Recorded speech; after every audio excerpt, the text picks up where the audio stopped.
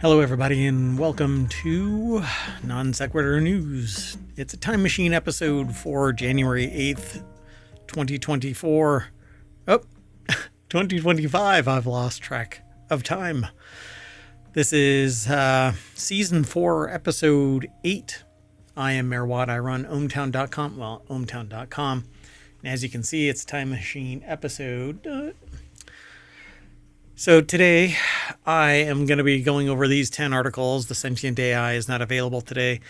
And the January 9th show will probably be postponed as well onto Friday. So at any rate, driven to profit, iPhone still banned in Indonesia, Underground 2025, Wildfires force planes to divert around LA, crypto fraud suspect flees to Russia, Insurers dropped before California fires, RyanAir sues Unruly passenger, post-mortem Rickroll. When life gives you lemons, well, you cut hours of labor. And a study about Beethovens' cancer cell symphony. Let's get into this. Everything is powered by ohmtown.com. Go over to ohmtown.com and sign up. You can become a citizen, and then, well, you can help us do the articles. We take submissions and then we talk about them live, typically Monday through Friday at around 7 p.m. Eastern. And then on Saturday and Sunday, we do a composite show of 3 other shows each day, making the Non Sequitur News weekend edition out of the 3 additional shows each day. Because we do 7 shows. 5 Non Sequitur News daily episodes each week. And then on the weekends, we do RealityHacker and then Wanted and then the Continuity Report. And then on Sunday, we do WarCrafters, Technology Today, and 4-Wheel Tech. Ta-da. And they get turned into podcasts as well, so you can go over to wherever you catch pod and do a search for ohmtown and you'll find us. Anyway, let's get into it. The very first article is over at Rounders Gear, which is all about adult gaming, like table gaming, poker, and so on. And it's typically called table gaming, but at any rate, a Maryland man uses license plate numbers of nasty driver to win $500,000 in lottery. So couldn't have been my number, or couldn't have been my license plate. So an unnamed driver memorized the digits on the license plate of another car and then stopped at a liquor store, and then rather than stay angry at the rude motorist later that day, he decided to go to the liquor store, identified as Doc's F&B Liquors in Glen Burnie, Maryland, and while there he purchased a Pick 5. Played the number straight for $1, pocketing 10 identical but separate tickets. Interesting. I figure if you're going to play, you should play big. Later explained to lottery officials, rather than immediately check the numbers, he went back to his residence and went to sleep. After all, it was a trying day. Eventually, he found out that he won $500,000, all because a nasty driver. The article is actually from Ed Silverstein over at casino.org. I actually had a project once where I was minting custom poker chips, and so I created a site and thought it would be really great, but I do that when I'm not mayor. I create products and services. Anyway, I thought that this was really neat, and because I follow casino.org, I thought it would be great to actually talk about this kind of thing. So the next time somebody really pisses you off out on the road, what should you do? Go buy a lottery ticket. All right, the next article is over in Smack Talk. That's because it has to do with iPhones and or anything Apple. That's what Smack Talk is all about, hence the MAC in Smack Talk. $1 billion later, the iPhone 16 is still banned in Indonesia for some bizarre reason. The iPhone 16 is still banned from sale in Indonesia, despite Apple promising to invest $1 billion in the company's economy. Apple had initially had offers of its first $10 million and then $100 million rejected by the Indonesian government before offering a cool $1 billion worth of manufacturing, which is exactly what the country demanded. But Ben Lovejoy put the article together for 9to5mac.com, and the saga so far. Yeah. Government rejects billion-dollar deal. However, despite Apple agreeing to the requested sum, Reuters reports that the government still refuses to unban the iPhone 16 for a bizarre reason. Minister Agus Gumawang Kartasamita, I think, said that Apple had struck a deal to build a facility producing its AirTag tracking device in Indonesia, Bottom Island, close to Singapore, but it still could or would not count as a locally made iPhone part. There is no basis for the ministry to issue a local content certification as a way for Apple to have the permission to sell iPhone 16 because the facility has no direct relations, he said, adding the ministry would only count phone components. So the reason Indonesia now specifically insists that Apple manufacture iPhone parts in the country, AirTags don't count, nor does apparently investing $1 billion. Found it pretty interesting. It says it's no surprise that the country wanted a decent chunk of Apple investment. Indonesia is the fourth most populated country in the world behind China, India, and the USA.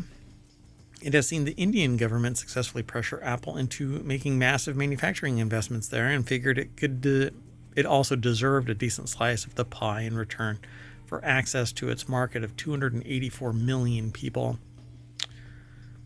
Yeah, makes sense, right? Everybody should get a piece of the Apple pie.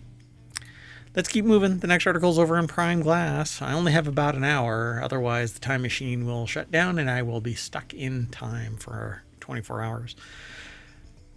Art on the Underground 2025 program revealed.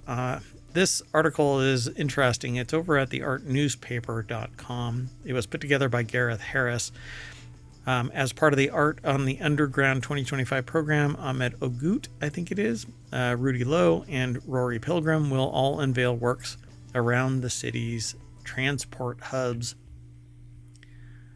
I found this kind of interesting. This is all artwork that is in various underground stations.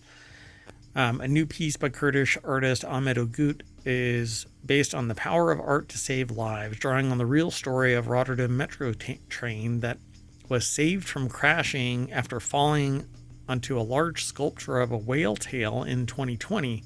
Ogut's new project, Saved by the Whale's Tail, Saved by Art, launches in mid-March. All of the art has to do with London's Waterloo and Stratford stations, marking the 25th anniversary of the initiative that turns London into a vast public art gallery. A lot of towns have that kind of a thing, but London's is kind of spectacular from what I understand.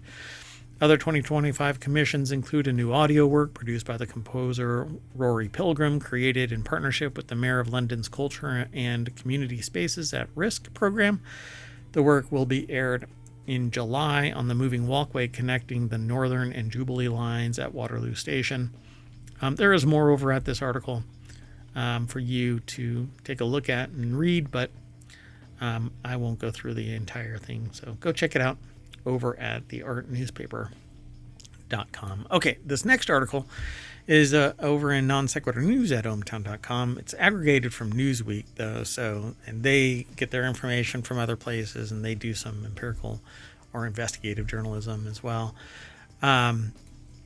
So the article talks about how planes are being diverted around the LA fires. LA fires force planes to divert as passengers film inferno below.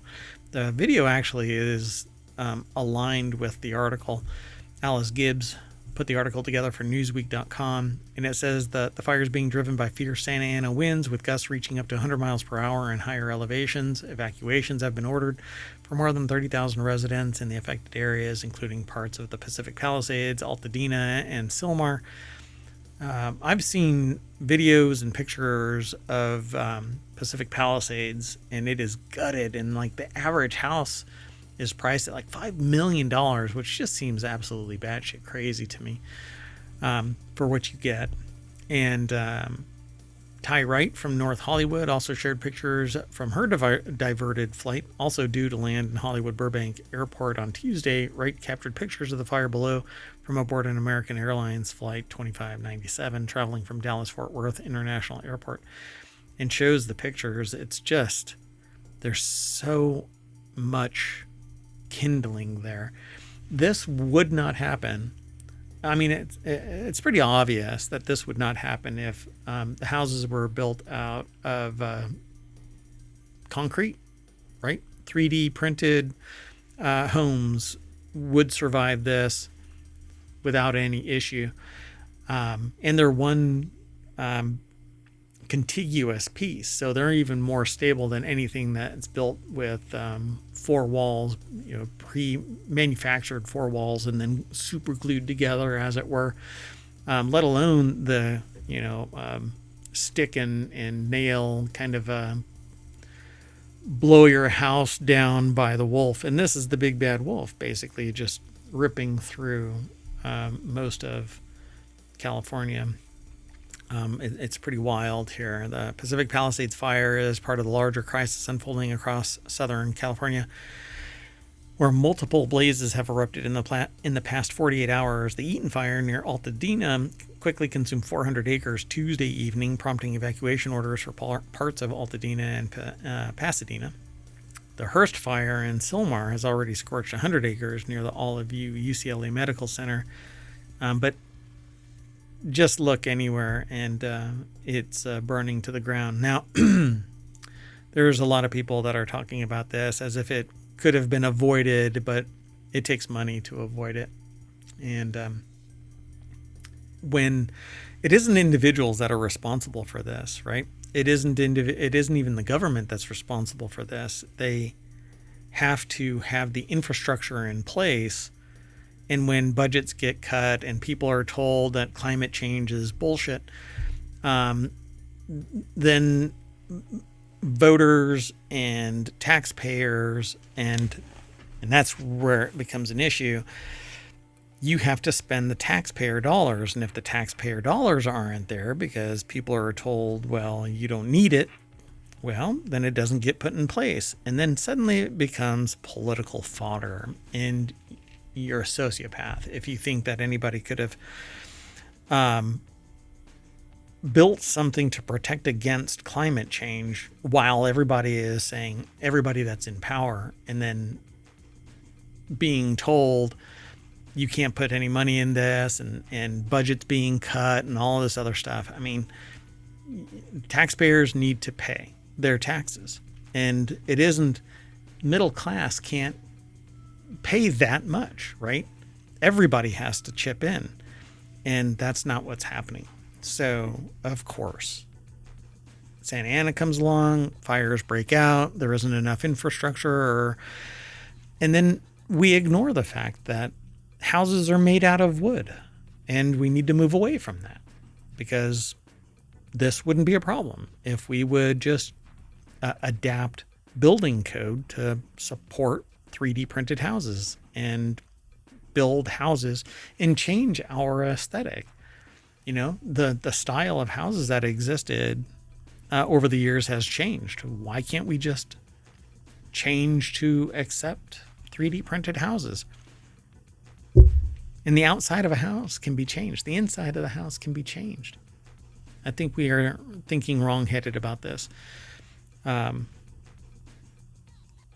This could have been a non-issue if we would have been a little bit more progressive about our building code. Anyway, and there's always more to this discussion, so I won't belabor it. But I certainly think that we could have avoided this in a multitude of ways. And I've just thrown a bunch out there. So let's keep going, though. I'm not going to stay long on any one article.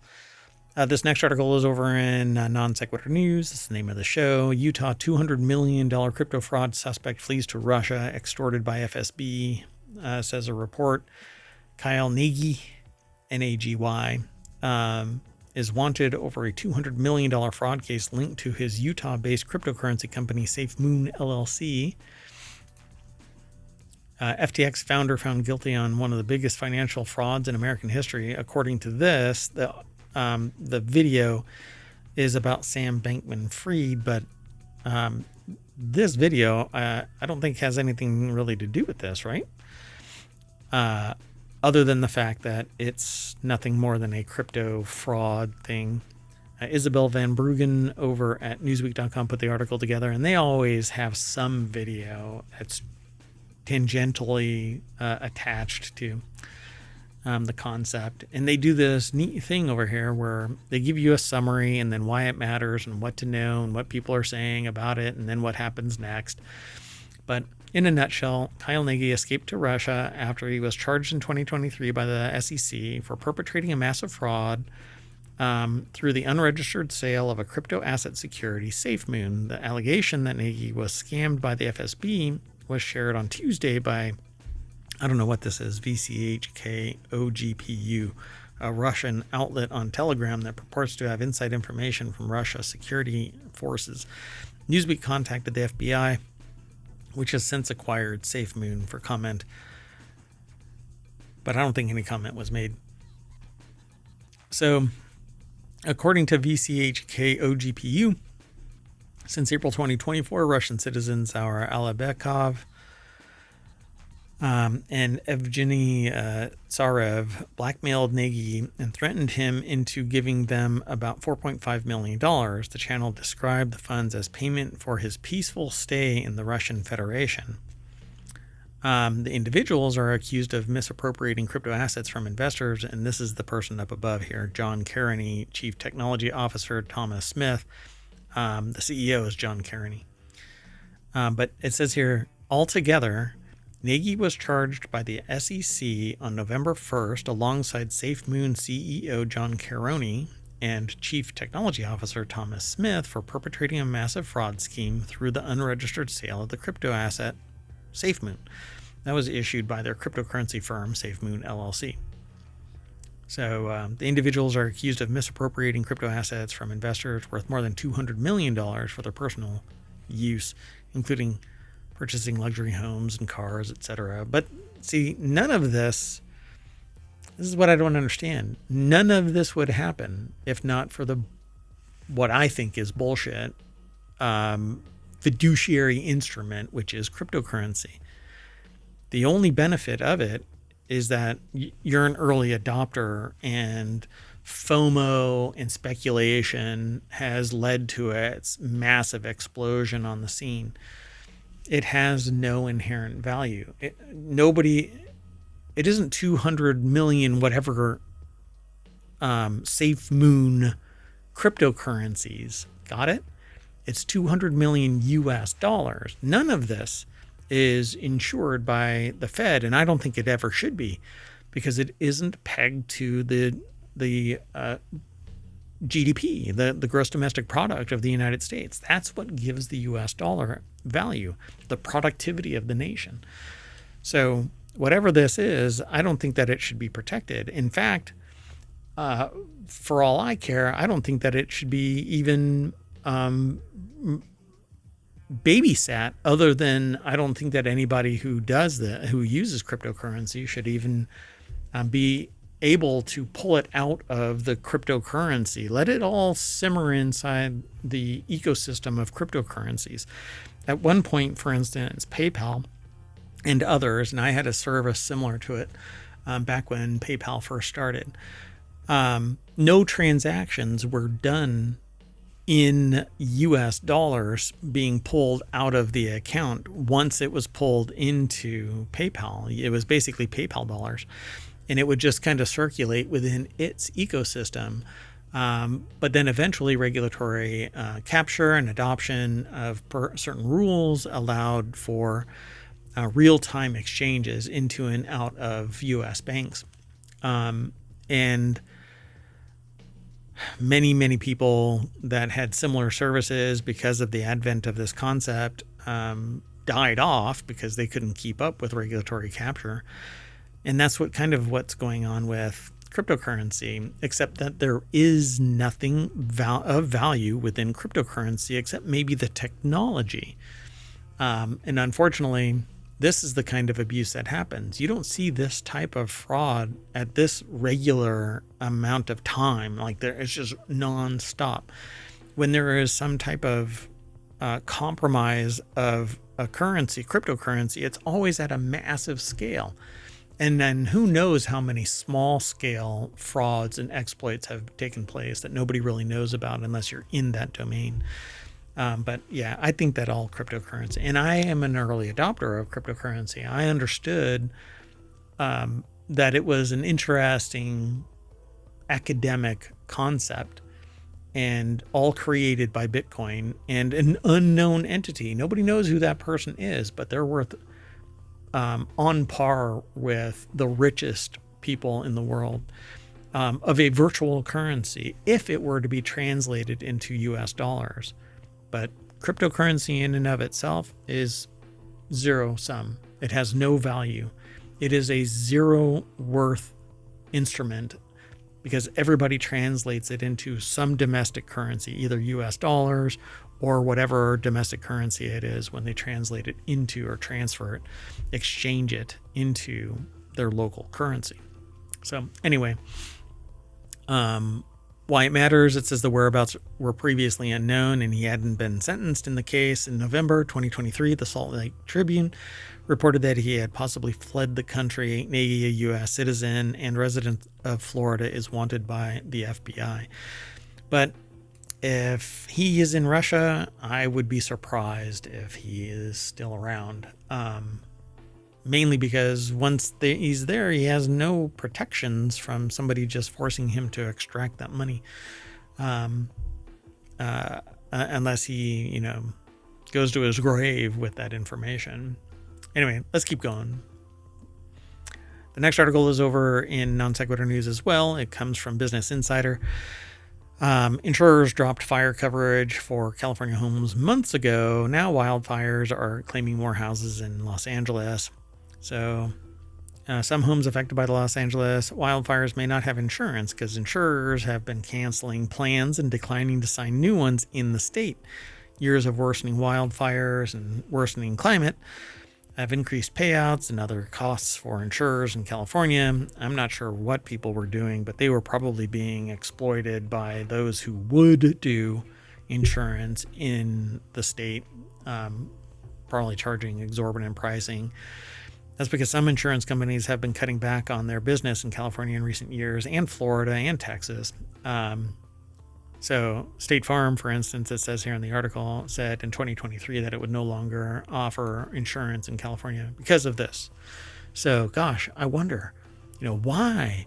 Is it climate change? It can't be global cooling, although some dipshit out there is going to say, hey, global cooling, look, everybody is freezing. No. Climate change and global warming, just in case anybody's going to argue with me, nothing's changed. Global warming is happening. And if you don't know how it works, hot air rises and cold air gets pulled into that hot air region. Cold air sinks, hot air rises. That's how thermodynamics works. And so wind is whipping through these fires. So why is everything dry? Because everything dried out due to drought. Even with atmospheric rivers and whatnot, it doesn't get absorbed into the ground and just stay there. It gets absorbed into the ground, evaporates, sinks down into the water table, etc., and things dry out because of global warming and aka climate change, which is what you are all witnessing. And along with Santa Ana winds, all it takes is some dry brush, which California is a freaking desert. Anyway, it's hard, I know, people, but no, it's not, right? Some homes affected by the Los Angeles wildfires may not have insurance. Insurance companies have been canceling plans and declining to sign new ones in the state. Years of worsening wildfires have increased payouts and other costs for insurers. That's the takeaway from the Business Insider article by Alex Bitter. So Pacific Palisades, I said earlier, the second or third article, no, that's the fourth article, that Pacific Palisades is just leveled. I mean, the average house in that area is somewhere around $5 million based on some of the Zillow numbers that I saw. So a new rule set to take effect about a month into 2025 will require home insurers to offer coverage in areas at high risk of fire, the Associated Press reported in December. Ricardo Lara, California's insurance commissioner, announced the rule just days before the Los Angeles fires broke out. So at a press conference on Wednesday, one reporter asked Lindsay Horvath, a member of the Los Angeles County Board of Supervisors, whether the Los Angeles fires would affect insurance companies' operations in California. They say, I believe it already has, and the conversation is ongoing. Now, you can't force a company to offer insurance. I don't think that it would actually stand up in any type of legal battle. This is going to be rough for a lot of people because it says State Farm, for instance, said in 2023 that it would no longer accept new homeowners insurance policies or applications for California. Then last year, the company said it would end coverage for 72,000 homes and apartments in the state. Both announcements cited risks from catastrophes as one of the reasons for the decisions. So profit over people. Let's keep going. The next article is over on the Hedge Ideas channel, which is a show all about business transformation that I'm working on building and launching in 2025. RyanAir sues Unruly passenger over flight diversion. The airline hopes to claw back costs in damages over behavior. It says forced a plane to land early. I think that this is kind of the right thing, but I also think that certain type of behavior should be pursued legally like this. Because I think abuse happens when there isn't any behavioral accountability. If you're just a jerk and you force a plane to go somewhere else, that's one thing. If you mess up something, you're filling out a form or something like that, then I can see how it isn't that big of a deal and you can remedy it. But you have a choice to not be a jackass. Vishala Sripathma over at BBC.com put this article together, and it says RyanAir is pursuing legal action against a passenger who allegedly caused a major disruption on a flight from Dublin to Lanzarote. I'm not sure where it is. The airline is seeking £12,500 in damages to cover expenses incurred when the plane had to divert to Porto, Portugal. On Wednesday, the airline announced it had filed proceedings against the passenger whose behavior on the flight last April was described as inexcusable and completely unacceptable. RyanAir stated that it will continue to take decisive action to combat unruly passenger behavior on aircraft in an effort to ensure the safety and comfort of all passengers. The airline said the passenger's behavior forced the flight in question to divert to Porto, where it was delayed overnight and caused 160 passengers to face unnecessary disruption, as well as losing a full day of their holiday. The damages sought would cover the cost of overnight accommodation and other expenses for the passengers and affected diversion. I mean, having to land somewhere actually incurs a cost, not just in consideration, but the fact that they have to pay a fee to land. The airline added that it hoped the civil proceedings in the Irish court would deter further disruptive behavior on flights, but the passenger hasn't been named. A passenger who disrupted a Ryan flight to Athens in 2020 was convicted last month in a Greek court and given 5 months suspended jail sentence along with a €400 fine. Well, £12,500 or €400. Precedence does not really support the $12,500 fee, but we'll see. We'll keep an eye out on this. This next article is over on Late Night Geeks. This $1,500 iPad bundle will Rickroll your family after you die. It's only the second day of CES 2025, and we've already reached the point where it's difficult to distinguish real products from elaborate pranks. In Case of Death currently leads the race by a country mile, produced by Zugu, which has great cases, by the way. The product is designed as a kind of dead man switch for your digital life. I have Zugu cases in the past. Brian Heater over at TechCrunch.com put this article together. And honestly, I really like Zugu cases.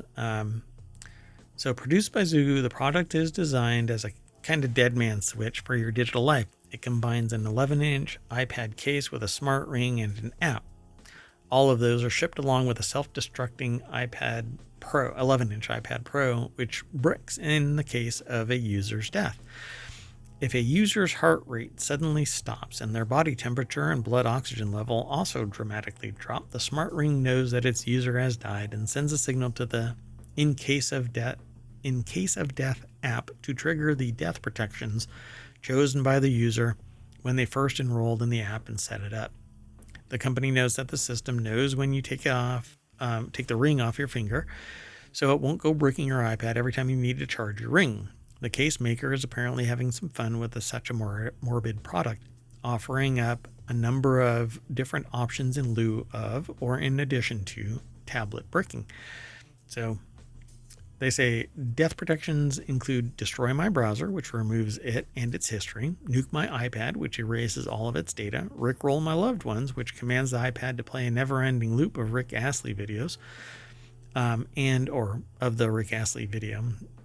Never going to give you up the Rickroll. And tweet my followers, according to the company. The standard tweet reads, going offline permanently, bestie, literally. Don't forget to like and subscribe to my obit. So there's more in this article, but it says the system is priced at $1,500 for an iPad 11-inch iPad Pro, and a case, and apparently a ring, and an app, and monitoring your living status. So, okay, let's go. The next article is over in the Mobile Channel. Chick-fil-A's lemon cutting robots are cutting 10,000 hours of labor. So Chick-fil-A is using robots to handle the bulk of its lemon juice production at its Bay Center Foods facility, a move it says will boost efficiency and reduce waste. I think everybody should do what the longshoremen are doing and just protest because of automation. And we want protections, more humans working instead of robots. Francisco Velasquez put the article, unless we all get a stipend that is at parity with what a human would make as a minimum wage, everybody should get that. And all companies should be taxed as an apportionment of their profits in line with, and their gross profits, because it's part of the cost of operating. I know I'm saying something really revolutionary, but I think it's kind of funny, because if robots are taking over what all the humans are doing, and the only ones that aren't at risk are the executive suite, doing the hard work and cutting all of the, making all of the decisions and so on, except that AI is going to be making all the decisions, then I think that humans need to be able to live their life while the robots are working. But hey, let's have a discussion about that. Throw that down in the comments over on YouTube.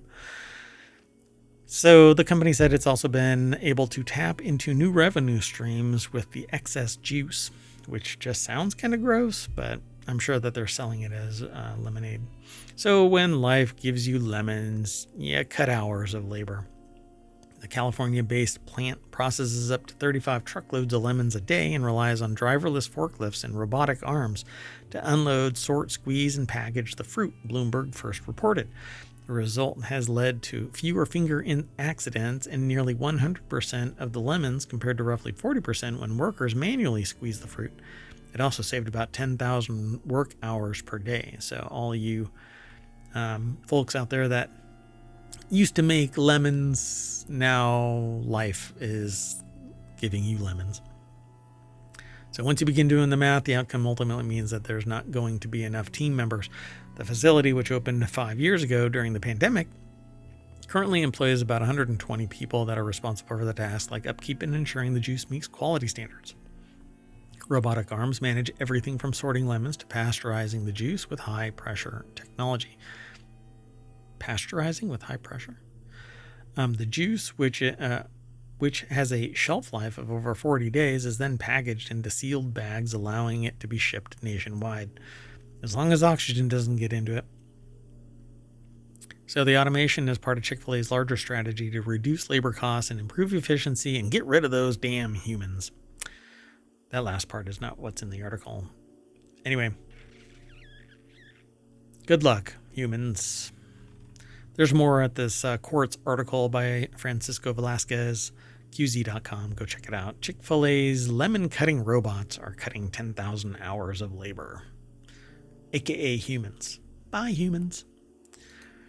The next article and our last one for today's Time Machine episode is over in Non Sequitur News as well. Did a study find that Beethoven's Fifth Symphony destroyed 20% of cancer cells in lab tests? A Brazilian research team's findings on lab cell cultures were distorted. The lead scientist stopped investigating the topic for lack of funding.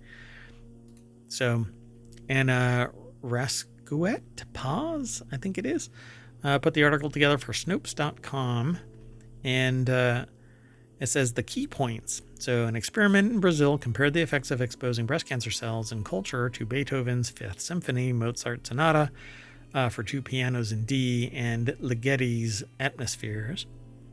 The experiment indeed concluded that Beethoven's Fifth and Atmospheres had facilitated cell death in laboratory conditions as compared to Mozart's Sonata or Complete Silence.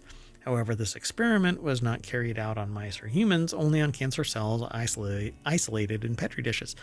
So, sonically, it depends on what exactly happened here. So the Brazilian team did not identify which aspect or aspects of the musical pieces had resulted in cell death, and there's no way to know how healthy tissue would react. Also, the researcher said the methods her team used did not allow it to quantify cell death, informing Snopes that the 20% figure was made up. So, no, it's all bullshit. The most outlandish aspects of this claim range from exaggerated to false. The earliest version Snopes could find appeared in a report published in 2011 in a Brazilian newspaper. The report was later picked up by U.S. news outlets. The lead scientist said she did an interview with CNN Radio in Brazil to clarify her team's findings, and Snopes could not find that interview.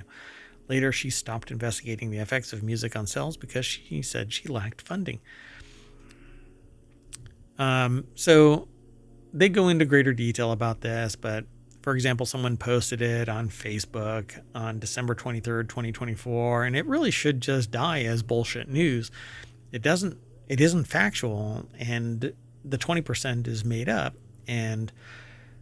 but people click the most outlandish things and then don't think critically or do any due diligence. They just accept it at face value.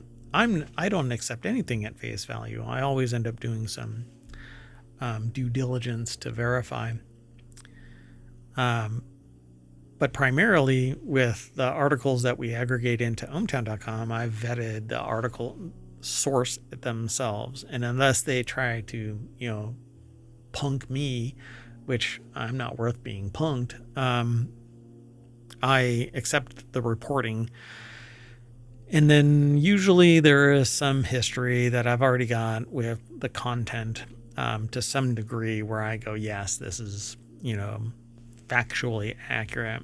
So what the experiment actually showed, Capella shared the article published after the experiment. It appeared in 2013 in the journal Noise and Health. The second one appeared in 2016 after another experiment on MDA-MB231 cells, a triple negative aggressive breast cell cancer line, meaning that it's not receptive to estrogen or progesterone and does not have a certain protein on its surface.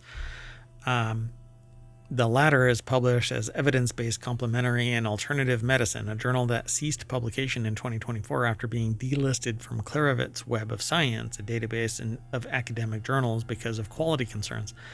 This has been an ongoing concern for academics, that journals just exist, charge a certain amount of money for getting published, somewhere to the tune of like $800 for a couple of pages to be published. And the people who vet the articles don't get paid. The journal does, and it depends on who you go to. Various prices for various things. and lengths of the article and so on. But it really depends. But the provenance is built off of respected reporting of these experiments. And so the price goes up. And then they charge academic institutions exorbitant amounts of money because supposedly this is vetted experiment reviews and of experiments. But the reviewers don't get paid. It goes to academics who review it and then report back, and they can say that they reviewed articles or journalistic articles, and the integrity of the article is sound based on the reviewers and so on. So what they did was the team exposed cancer cells in Petri dish to 3 musical pieces via speakers as well as silence as an experimental control. The researchers repeated each experiment at least 4 times to confirm the results, and they reported a finding statistically significant increase in cell death and a reduction in size and granularity of the cells exposed to Beethovens. I'm a dumbass. Ever since, whatchamacallit? Oh God, I just forgot the name. Where they go back in time and they get Beethoven. Anyway, Beethoven's Fifth, as well as Ligeti's Atmospheres, but not for the controlled condition of silence or for Mozart's Sonata. And at first, the research suggested that music or sound can get in the way of how hormones bind to their targets, affecting physiological processes. So neither the journal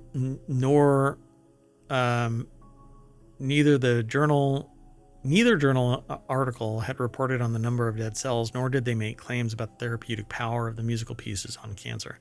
So without further ado, no, it didn't really have any effect. So Capella added that after these claims went viral, she gave an interview, adding that the reach of the CNN interview had been much smaller than that of the viral claims. Then she stopped investigating the effects altogether because it became difficult to find funding, probably because there wasn't any credibility in using sound, because it would have been inconsistent at best. I think you might be able to better understand the direct effects of acoustic vibrations in the form of music on human cells in culture.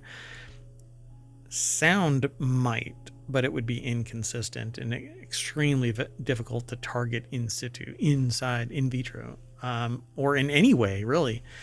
You wouldn't be able to focus it enough. You know, you can do it with stones, kidney stones, gallstones, by aiming the beam of sound, but it's macro. It's not down to that cellular level. Anyway, I'm not going to keep on going. I'm just going to call it a day here. And what we're going to do is turn on some music, and that's going to bring us back to the front page of ohmtown.com. Here, listen. There you go. But that's it, folks. We are done.